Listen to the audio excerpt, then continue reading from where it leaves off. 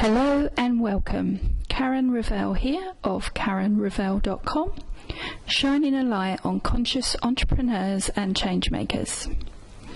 Today I'm here with Brett Sadler, who is a leadership and executive coach, speaker and founder of the UK Leadership Academy. In this interview, we talk about Brett's journey to where he is now, conscious leadership, his upcoming book, and the change he wants to see in the world. I hope you enjoy it. Okay, welcome Brett. Thank you very much for joining me here today. I wanted to start off by asking you to tell us all a bit about yourself and what it is you do right now. Yeah, well, first of all, thank you very much for having me on today. It's a real pleasure. So where am I today? Well, I've been doing, over the past 10 years, a lot of leadership development work. So that's my area of expertise, and that's what I've been working, the area I've been working in. So where that's led me to is actually getting more connected with the younger generation of leaders and trying to help them to lead more consciously. So that's got me into writing a book which is aimed at the younger generation of leaders and followers, for that matter, to help them become aware of the kind of global factors that make us do the things we do and create the results we get, which at the moment aren't really serving us. So we need to have that shift in consciousness where people are much more aware of their impacts so that collectively we can do something about it. Okay, sounds interesting. Well, before we dive into that in a little bit more detail, I want to ask you to tell us a little bit about you, the individual, the person behind the business or the professional mask, if you like, and tell us a bit about you, your personality, and maybe how others would describe you. Okay, well, I suppose probably the central part of my personality is what I would describe as being a free spirit. Some people might call it a rebel, depends on where you're coming from.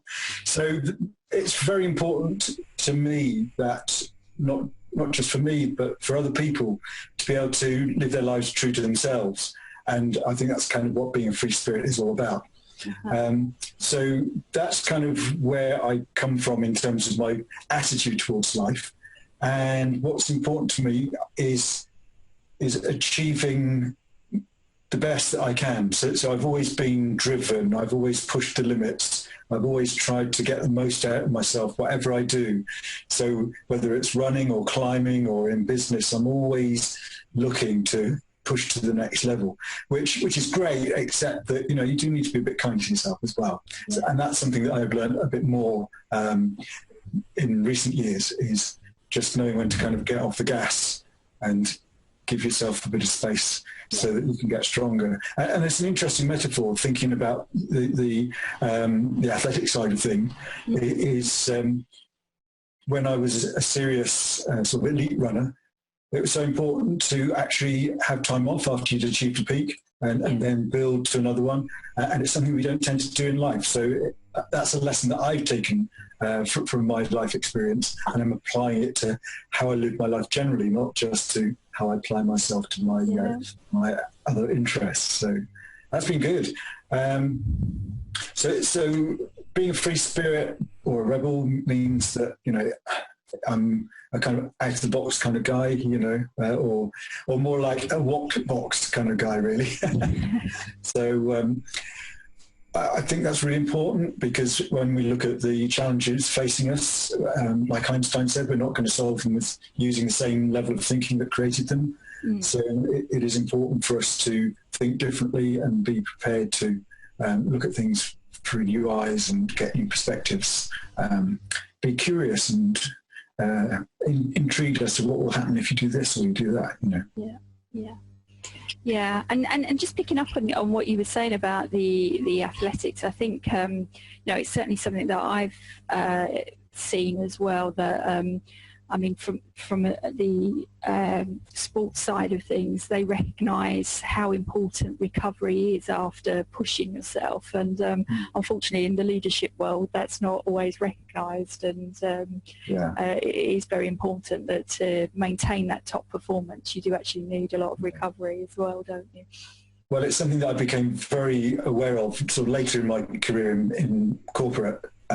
Because for a lot of the time I was actually working in cyclical businesses. So I was working in publishing where we had magazines and we had deadlines, and you work to the deadline and then you kind of take a breather and build up to the next one. I was in fashion where you got 6 months product cycles where, you know, you got your autumn winter collection, your spring summer collection, and you work like mad, build up to a crescendo, and then you know, once the range is launched, you just have a few days to kind of start focusing before you get back to the next range. Same when I was in advertising, you know, you're building towards launching a campaign. And then I got into business where it was a bit more kind of steady state, and they just drove you all the time. Yeah. You never had that opportunity to say, right, that's great, and stop, congratulate yourselves, celebrate your success before relaxing, recovering, and moving on and to the next achievement. So I think that's a really important lesson, that if your business doesn't have those natural cycles in it, you still need to have those milestones. You still need to be thinking about how we celebrate our achievements. Yeah, the energy to move on to the next level. Because that's what it's all about, you see. When you reach a peak, when you launch a range, you're kind of getting yourself to a certain level, and then you drop back, and then you build. And next time, you're building to a slightly higher level, and all the time you're going a bit further and a bit further. And to me, that's how life should be. If we push all the time, we're actually preventing ourselves from moving on. So it's really important to have that recovery and reflection, which is actually an important part of the You Change process, which underlines my current work.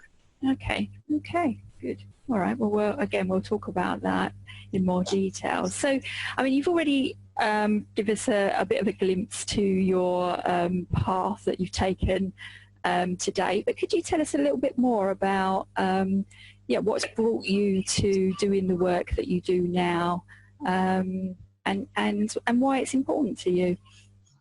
Okay, so really I guess we have to go right back to the beginning.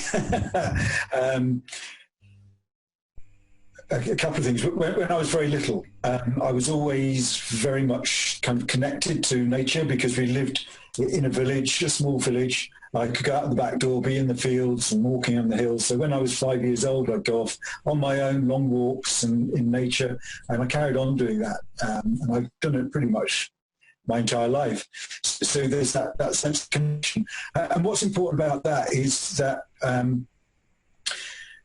what happens is when you get connected in that way, you start thinking, rather than we think logically, you start thinking more systemically. You see the world as a system. And so that's really helpful to take that insight and apply it to our normal, what some people call real world problems. But actually the real world is out there. The real world is nature, and what we call the real world is the world that we've created, our artificial world.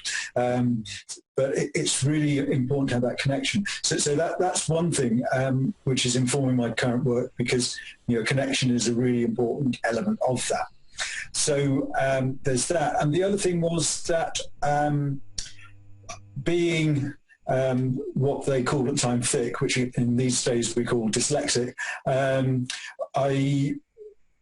my academic progress when I was younger was very poor, so I was considered to be thick, and as a result of that, I got bullied, and it's left me with a lifelong passion for standing up for or standing up against people who abuse their position, abuse their strengths, try to belittle others, so trying to make themselves look good by bringing others down to their level. So the work that I'm doing is about helping people to step into their greatness and be everything they can be. So when I talk about the Titanic effect and the butterfly's journey, it's about unlocking that butterfly within. and so that we can be our glorious selves. Oh, okay. So that's kind of it. Yeah. So you are a living example of the work that you're doing. So can you tell us a little bit more about that then, the Titanic effect and the butterfly within? Yeah. Okay. So let's just rewind slightly and finish off your last question, because how I got to where I am now. The other bit is that obviously I've got a long and varied career in corporate behind me. And coming out of that, one of the things that I found in corporate was, there was a lot of this kind of bullying and putting people down. Yeah, I've seen that too. So I wanted to do something about that. When I started doing business coaching and consultancy work, it was very much focused around trying to help businesses to unlock the potential, because I could see there was so much talent going to waste, where people were being told, get back in your box, and what do you know about it? That's not your department. Leave it to us. We're the experts, and all that kind of stuff. So that kind of got me into the kind of consultancy and coaching arena, and ultimately the realization that you can do all the business strategy and consultancy work you like, but it's not going to make any difference unless you're able to address the behavioral change that's needed at the heart of it. So that's led me ultimately to where I am now, which is looking at transformative change process. And this is based on the work of the top leadership thinkers in MIT Sloan School of Management in the US. And Otto Schlamer there has developed that thinking into what he calls theory U, which I've adapted to call it the U change process, which is a bit more accessible and a lot less academic in its tone. And so I went through that process personally about 18 months or so ago. And the reason I call it the butterfly journey is because it's a three-step process, and it's the process that I call is engage, connect, and transform. So the engaging bit is about finding out as much as you possibly can about what's going on, and opening your mind to be curious, to understand the current reality. So that's very much like the caterpillar going around gobbling up everything it can get hold of. Yeah. But then what happens is the caterpillar ultimately weaves a chrysalis and pupates. So that is the connect bit, where it's connecting with its future possibility and creating that future possibility. So from that, you then get the transformation, which is emerging as the butterfly. So that kind of process, I think, works really, really nicely. So I'd gone through that process, and those three stages have two link points. So the first link point is letting go. So you have to let go of your current reality. In the case of the caterpillar, it has to let go of being a caterpillar in order to have the possibility for the butterfly to emerge. So then the second bit is the letting come and allowing that future possibility to make itself known to you. So my experience with that was that I got to a point with my business where I wasn't entirely satisfied with what I was doing. I was probably doing 50% of the work that I was doing wasn't really on purpose, if you like. Yeah. And so I decided that I was going to just spend a bit of time, decide what I really wanted to do, and then just focus on that. So I did a list of what's important to me, what I enjoy doing out of the work that I was doing, and saying, right, okay, I'm going to focus on that, forget the rest. But then I realized actually that's only half of the process, because I hadn't let go of everything. So although there was stuff that I loved there, and those things could possibly be part of my future, I need to let go of that need for them to be part of my future to allow something potentially better to emerge.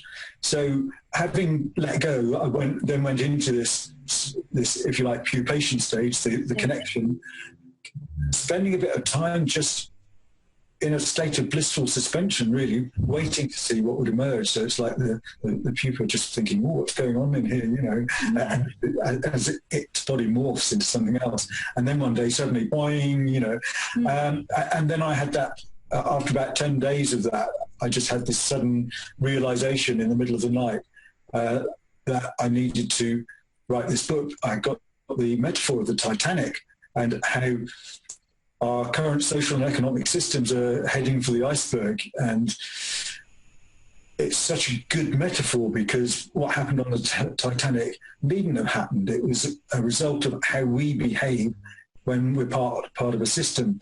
So that metaphor came to me, and then that shaped my life since then, which has been, yes, I'm still doing some of the work that I was doing before, but I'm only doing the work that I enjoy doing, and that's sustaining me and nourishing me whilst I also build a new future, which is much more around spreading the message, as I say, to the younger generation of leaders coming through, to live their lives on a more conscious level and to lead on a more conscious level, so that they do question the existing paradigms and don't just say, right, okay, well, I'm going to do what he did in the past, but thinking for themselves and reinventing themselves, reinventing the organizations, and potentially using the new change process to do that.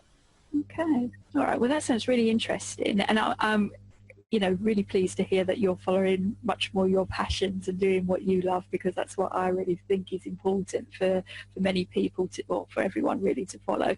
But tell us a little bit more then about the systems that you were talking about. You mentioned the Titanic wouldn't have gone down if it wasn't for the systems. So can you explain a little bit about that? Yeah. Okay. So it's interesting because it's something that you need to go into in quite a lot of detail to really get an understanding, and there's quite a lot of that in the book that I've written, because it's hard to create change unless you really know what's going on at the moment, why you are creating your current reality, because otherwise you can't break the cycle because you don't know what's causing it in the first place.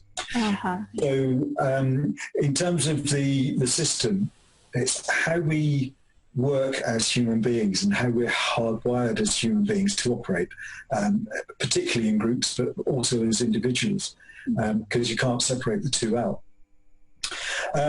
So what happens is there's various elements at play here. But how systems work is that they work on multiple levels. So the iceberg model that I use is a 4-level model where how we behave and what we see and the immediate results we get is the tip of the iceberg, literally. Yeah. So that's only 10%. The remaining 90% of what's going on is below the surface. So what typically happens is that we operate at that level, and when we operate at that level, it means that we're not really digging deep to find out where the problems are coming from. So if you stay at that surface level, then you don't actually change anything. All you do is you can complain, you can develop workarounds, you can put up with it, whatever your coping strategies might be, but you're not changing anything until you get down to the second level, which is the logical level, where so you've got a superficial level, a logical level, where you actually start looking at simple cause and effect. So there's a problem, okay, what do we do to fix it? But the trouble is you're only doing that, again, at the top 2 tiers of the iceberg. What's really driving it is right at the bottom. So in order to actually change the direction, you need to get down to what's going on at the deepest levels. So what happens when you operate at the top 2 levels is there's a problem, and you say to somebody, there's a problem, and you have that level 2 conversation about, okay, so that's what's wrong, this is how we're going to fix it.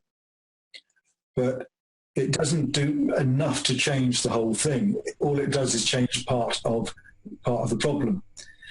So then you have to go down to a lower level where you're actually trying to get other viewpoints, and this is the empathic level where you're open to new ideas and new solutions beyond what the immediate obvious is. And that's when you start looking at the processes and procedures that underlie it and think, right, okay, well, we can change this here, but the system here, the process here is still going to drive things in the wrong direction. So we need to look at process. How can we change the process to make sure that we don't keep manifesting these problems, which is great. And it can solve a lot of the issues. But the real, if you want to achieve transformative change, which is where we are at the moment in society and where a lot of individuals are, because they're living very unfulfilled lives. Yeah. They're just kind of living by accident, if you like. Things happen, opportunities come and they take them, but they're not actually designing their lives, deciding who they want to be and what their purpose is, what their beliefs are, and how they can live their lives consistent with that. So you need to go down to that level, the very bottom level, which is sometimes called the generative level, where you actually are able to generate new ideas and new ways of being, new concepts and insights. So that's the kind of what I mean by the system is how we work, either as an organization, as a society, but that also applies as an individual. As individuals, we spend a lot of our time just at the superficial level and not digging down and thinking, why did I do that? Why did I manifest that result? What did I do to create that reality for myself? Why am I consistently failing to achieve this, that, or the other? And looking at the underlying things, the things that we're telling ourselves, the beliefs, the programs that we're running, so that we can reprogram ourselves and take that time to step back and reinvent ourselves. Which is exactly what that's you the kind of system. Okay. Yeah. So okay. That I understand that, and it sounds it sounds brilliant that you're working to really change the consciousness of our leaders today, because I think that's highly needed in both in the corporate world and probably in the political world, which we're seeing right now. But okay, so how do you go about doing that? How do you do the work that you do? Okay, so as I said, it's the engage, connect, and transform is the process, the new change process. So the engage bit is where an awful lot of the work needs to be done, because without that, you can't unlock the doors to the other parts of the process. Mm-hmm. And it's where people have so much difficulty, particularly in the corporate world, because the corporate view of engagement tends to be that you want to engage people so that you can tell them what you want to know and get their buy-in. Right. Mm. Or you want to engage them, get them engaged into their work so that they're more productive, because the numbers show that, engaged people are more productive, therefore we want to engage with them, rather than actually we'd like to engage with them because they're human beings and we'd like to know what's going on, So they come at it from completely, in my view, the wrong angle. So what I find interesting is talking about different concepts of engagement, and if you actually look in the dictionary, there are different definitions. So the one that I come to is engaged to be married. Yeah. And that creates a very different concept, because in getting engaged to be married, what you're doing is mutually going through a discovery process to find out about each other and co-create a future together. And then make that commitment to move forward together in life. So if you apply that at a corporate level, there's some real magic to be had there. Yeah, absolutely. I can see that could be really different. Yeah, so that's the kind of heart of the engaged process, is getting people to that place where they really want to engage on that level, to understand what's going on for other people, what's going on for the system as a whole, whether it's their organization, their team, or whatever. Okay, so once they've done that, then it is the kind of letting go thing. And there are various visualizations that I do to help them with that. And that's amazing when you do that in a corporate space. I can imagine. It's great because it takes them out of their existing reality. Mm-hmm. And you kind of zoom up through the troposphere and out to the universe, so that they can actually see themselves in their context, as part of their team, part of their department, part of their organisation, part of the economic system, but part of the global system, and then kind of going up to the point where they actually see the Earth as a complete system, and understanding their context within that. You bring them back into it, and they kind of come back into mentally into their workplace with a completely different perspective. And so at the heart of that is systems thinking, getting them to think as a whole system. And once you've got to that point, that's really where you can start to create those deep connections, because they let go of their attachment to their job as an end in itself, and they're ready to view their job in the sense of how it contributes to the whole. And they become connected to the whole.